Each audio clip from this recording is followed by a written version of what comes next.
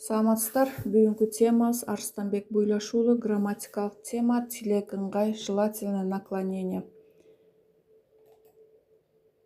Тилек ыңгай айын, ыйын, алы, алык, гай, г, эле деген мүчөлөрдүн жардамы менен жазылат. Мисалы караңыздар, мен барайын, ладно, я пойду, сен атка мин, мен жөө басайын, ты езжай верхом, я пойду пешком. Мен ырдагым келет, мне хочется петь. Ошондой эле деген мүчөгө түшсөк, кызым быйыл университетке өткөн эле, поступила бы моя дочь в университет в этом году. Биринчи көнүңүз сүйлөмдөгү көп чекиттин ордуна этиштин тилек ыңгайын мүчөсүн койгула. Поставьте глагол в желательное наклонение. Мисалы г мүчөсүн койсок, үлгө тарткым келет, чуркагым келет, айткым келет. Калган тапшырманы өзүңүздөр караңыздар. Ошондой эле текстке чейинки тапшырмалар биздин кептик темабыз Арыстанбек Буйлаш уулу. Ошол тексттен татаал сөздөр бар, ошону орусча вариантында берип атабыз котормосун. Ошондой эле кээ бир сөздөрдүн синонимдери көрсөтүлдү. Аларды колдонуп тилек ыңгайга сүйлөм түзсөңүздөр болот. Тексттеги төмөнкү сөздөрдүн сөз айкаштардын маанисин түшүндүрүп бергиле. Объясните значение следующих выражений из текста: бечел, безерлик, негиз берүүчү көркөм мурас. Муну өткөн сабактарда айтканбыз. Юдахиндин кыргызча, орусча түшүндүрмө сөздүгү бар. Ушул сөздөр анда берилген.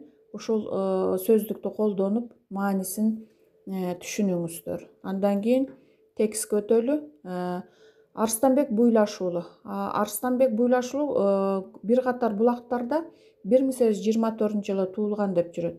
1840-жылы Ысык көлүнүн сыртында туулуп, 1882-жылы 42 жашында дүйнөдөн кайтат деген маалымат да бар.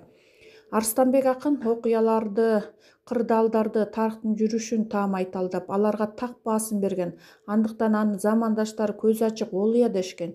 Экинчиден, өтө көп адамдар, анын ичинде акын боломун, комузчу боломун деп жүргөндөр атайын алдына барып батасын алган. Демек батакөй устат болгон.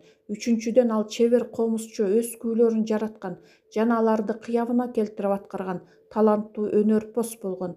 Булардан тышкары ал адам тамшанарлык сөз кунун ылгаган төкмө жана төкмөлөргө устат катары да эл арасына атын таанымал кылган. Арыстанбектин апасы Ысык көлдөн болгондуктан бала көбүнчө тайларында көл жакта жүрүп, анан биротоло ошол жакты байырлап калган го деп ойлойбуз.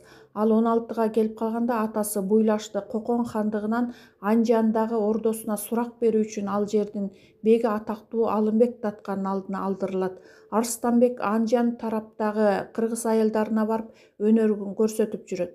Анын кабарын Алымбек да кабардар болуп өзүнө чакыртырат. Атасын бошотуп чыгат. Ошондон кийин ал Анжан башкаруучусунун комузчулары менен ырчылары менен да сынакка катышып, негизинен аларды жеңип алып чыккан. Анын чыгармачылыгы кыргыз элинин тарыхында эң бурулуш учурдага Орусиянын басып алуусуна туш келди. Ошол тарыхый окуя Тар заман деген ыр негизинде өзөгүн түздү. Ыр 1852-70 жылдары жаралган. Арыстанбектин Терме деген ырында арамдык, адалдык, нарк, кеткендик, казчылык, жалгыздык, санаасыздык ушундай жаман сапаттарды түшүндүргөн поэтикалык формада айтып берет.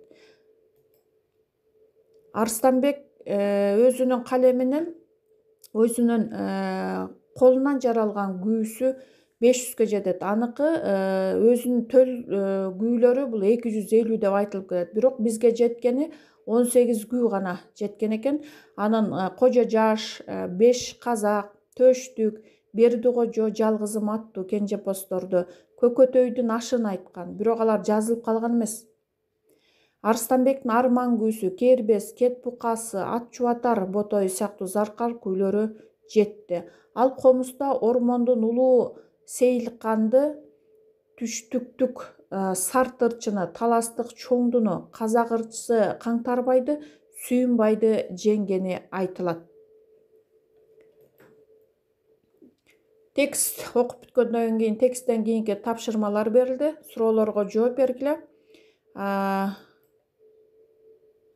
көңүл бурганыңыздарга чоң рахмат.